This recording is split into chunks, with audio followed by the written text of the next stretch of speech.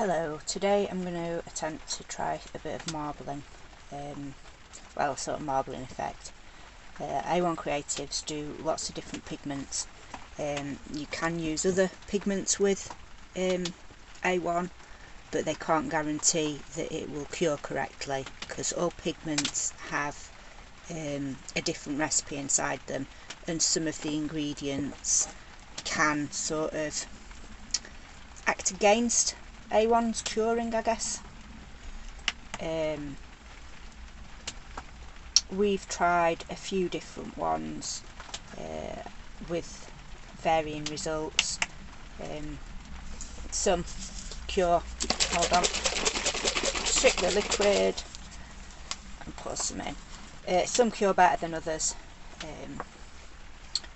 I can't remember which one it was, but I know that one of the top brands, when we mixed it with A1 Creatives, it just didn't seem to want to set at all.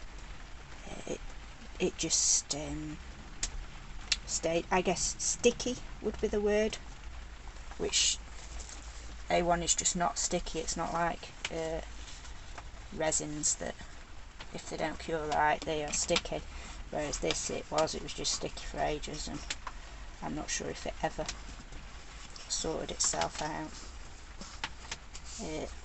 So yeah, you're welcome to try other brands and see how you get on, but don't blame A1 if it doesn't work. So I don't want 20, I want 30. Or do I? No, I don't. I'm going to go for 20. Oh no, I'm going for 21 apparently.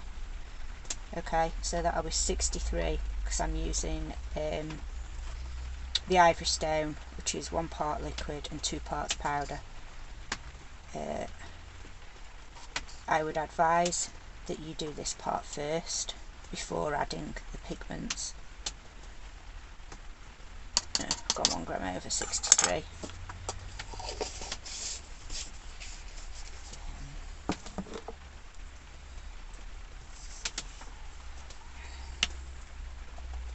In a very clumsy mood today, so this could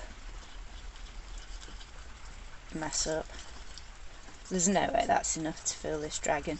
I'm using a Katy Sue mould that was released quite a few years back now. Yeah, it's a really nice dragon mould.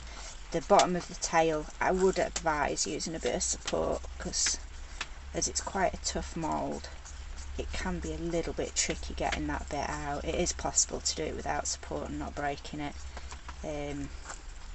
but I would advise using either some fibres, material or wire. Obviously you can do it all the way down the body, which I'll see how I go today as to what I put in. So the usual of make sure your powder's mixed in and get it nice and smooth.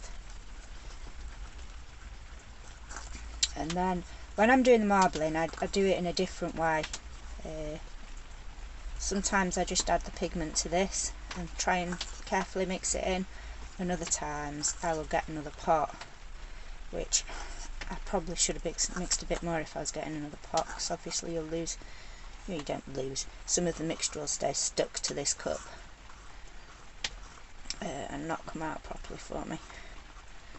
So like I say, today I'm in a very clumsy mood, so we'll just have to see what happens. Haven't even thought what pigments I'm using. You've got all different colours: magenta, blue, green, yellow, red, orange. I've got black and white out here as well. There are a few others as well, I can't remember. No, I can't remember, but there are a few others as well that are available. So let's go for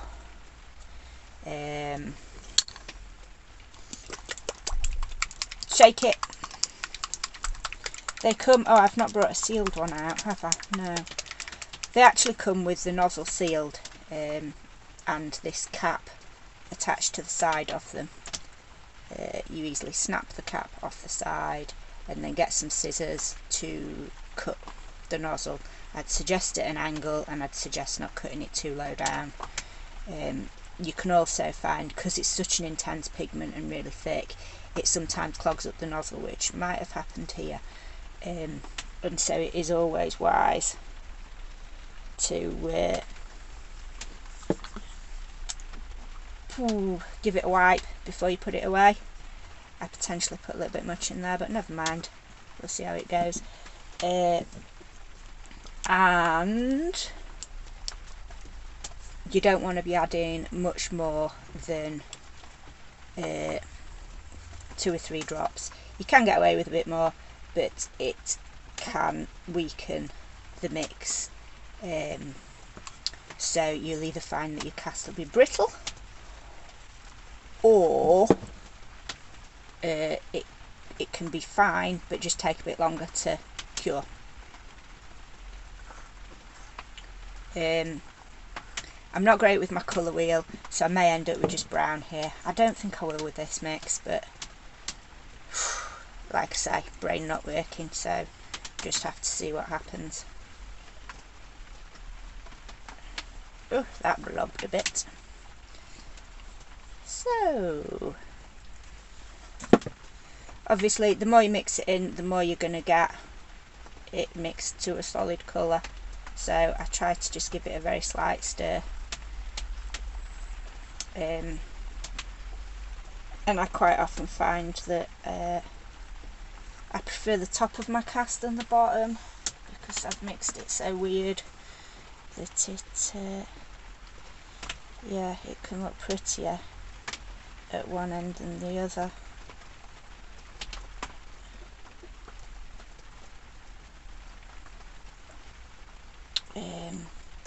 And also with doing this, I don't like to brush it too much, because normally I will brush my mixture into the mould, but brushing it in, I'm just going to be mixing the paints up more as well, so I prefer to just tap it and let it flow itself.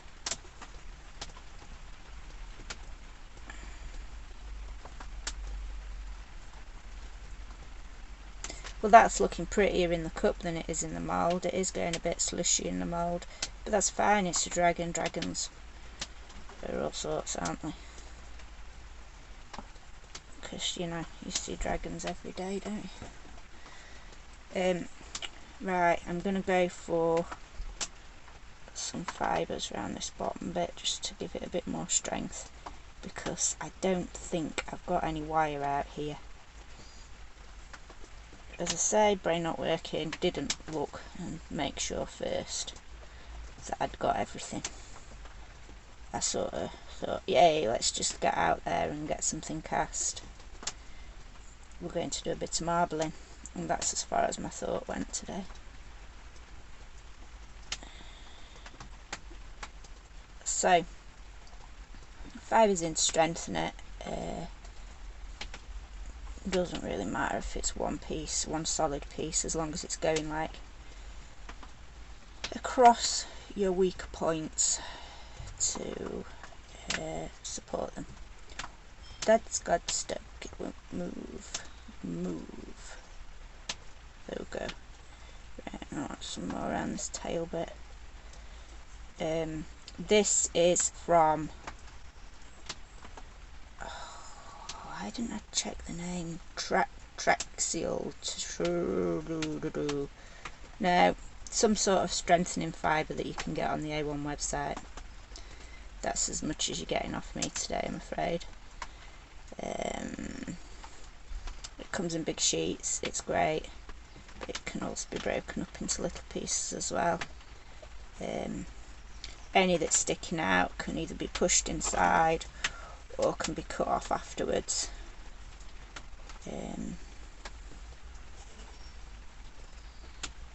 Oh, we're making a mess today. That's a mess, but never mind. It'll be alright, it will. I'll just get your finger in it, it's a lot easier. I just don't want to mix it up anymore, because I don't want to change the colours. I want to keep it sort of rainbowy marbled, but I might be failing on that one on this. I'll try it again on a different one and hopefully do a better job of it.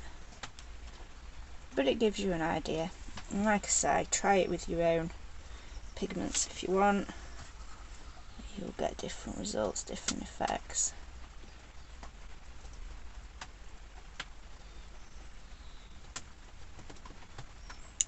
And as always, make sure you're tapping it to get any air bubbles out, which I'm just sort of rushing now and just putting it all in.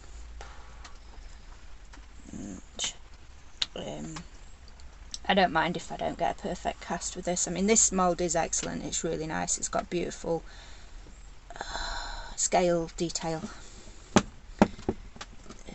It's really pretty.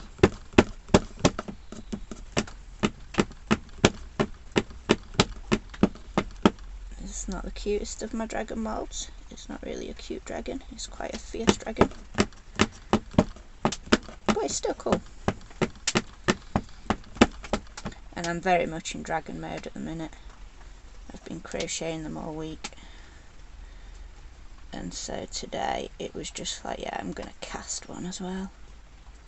I might even cast some more later with some of my other moulds, as I have some company names. Pros Vet. No, I can't remember how you say it, or how you spell it even to spell it for you. But yeah, there's some really nice dragon moulds out there.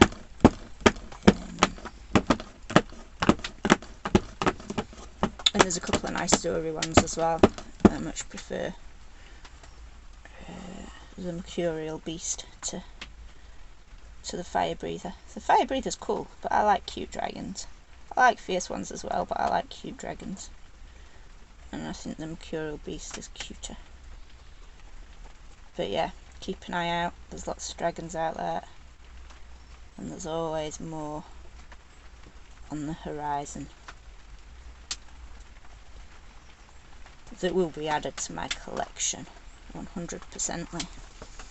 Right, so I'm not sure if I've got it in all the little bits. I might try and encourage it into those spikes just to make sure, because I don't really want to lose my spikes, although they can be a bit battle damage, can't they? She, it, he, the dragon.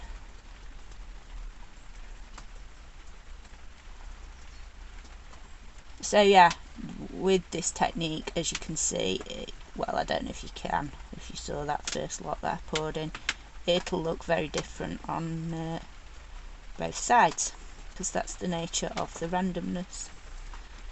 But yeah, make sure you've got your mix mixed properly in the first place. Your original, your A1, what do you call it, base mix, wow. And then you pour, like I say, just a couple of drops of different colours in, give it a bit of a swirl in between, but not too much, because the more you mix it, the more you're going to get a different colour, which I would have thought you'd know that really.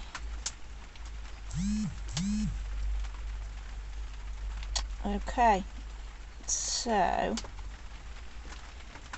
this I will leave as usual for around an hour, because most A1 will set in an hour. Some are a little quicker, it all depends on the humidity, I'd like to say, conditions and all that, and also how much. Like I said, the fact that I've actually put pigment in this, it could take a little bit longer to cure, so I might actually leave this a little longer than an hour.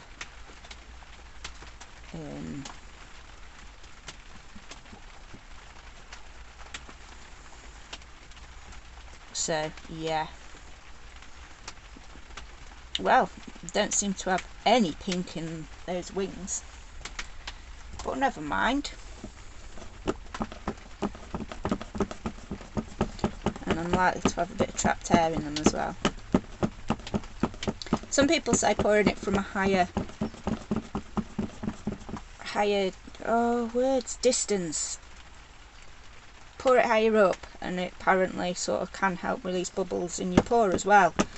But I'm already messy and clumsy, so I do pour it quite close to my mould and hope for the best. I hope some of that pink has shown up on the other side. I mean, like I always say, A1 takes any paints and inks and such really well anyway when it's cured. So, as always, if you don't like how it turns out, you can paint it. The plan was to sort of give this a marbly effect and then just have some waxes on it to enhance the detail a bit more. Pick out the detail in that. But yeah, we'll have to wait and see. Which is another cool thing about doing this method, isn't it? You don't know what you're getting, whereas when you're doing a solid colour, you know exactly what it's, well, you sort of know what it's going to look like when it comes out, whereas this way, I really don't know. I'm guessing it's just going to be like a, nearly swore then, a mushy sort of green on the other side, as opposed to the funky, pinky, bluey, yellowy, greeny, swirly, pretty that I've got on this side. Oh look, some pink or red showing up in there now. Or purple. Yep, so I'll leave it for just over an hour and see how it goes. I will pour, because I have got a bit left in here, I'm going to pour this onto my embossing folder. No waste. Make sure you've got either more moulds or embossing folders. She says she's going to pour, she's not going to pour, she's going to get the doobie-doo. If the hands will work correctly. Come on, coordination, love. I can't get it in shot. I don't get this in shot. I'm going to put that there. Is that in shot? That might be in shot. Yeah. Okay. Yeah. Embossing folder or another mould to hand, and pour it out. You can leave it to cure in your cup, and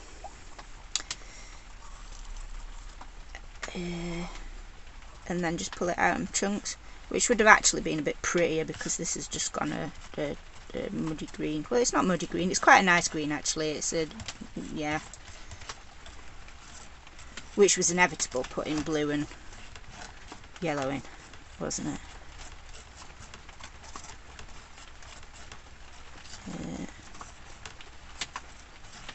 Because as I say, the more you mix it, the more you're going to get another colour. So yeah, I might leave them bits to try and get a bit of rainbow pieces. It's not that there's much left there now anyway. But hey, my embossing folder is gradually building up from excess, and when it is thick enough I will pull it off, and then I can either break it up or just use it as a whole. Options, but it's pretty, it's nice, and it saves on waste. And anyone that's got embossing folders and not used them for a while, it's a great excuse to get your embossing folders out and have a play and do something different. So okay, I shall see you in an hour or so.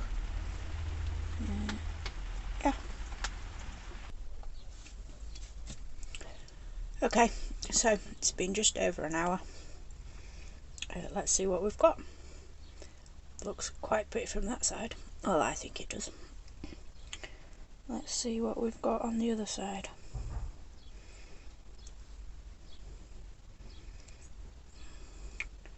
So, not bad. Quite blue, quite purple, bit green, bit yellow. I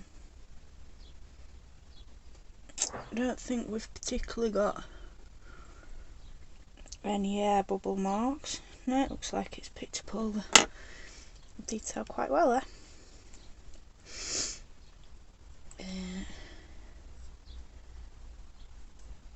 Come on. That's not bad, is it?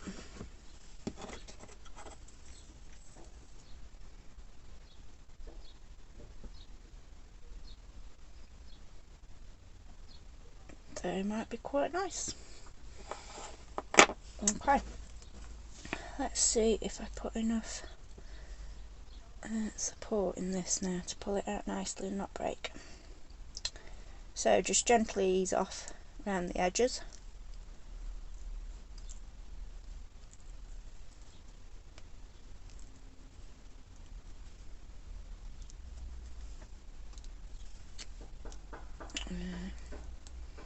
And then I sort of do a bit of a pushing and pulling sort of thing. Try and push out any bits that are in between if possible. Is that even on camera? It's like pushing in that middle bit.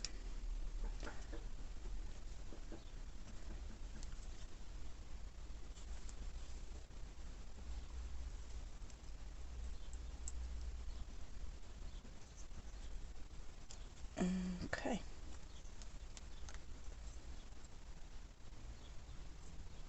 And just ease that bit off. Come on. Come on. And then push that bit. Go and push it through. Ah, there we go. Ooh. Ooh. Okay. That worked better than I thought. I didn't expect that yellow to be so pronounced, but yeah, it's quite pretty.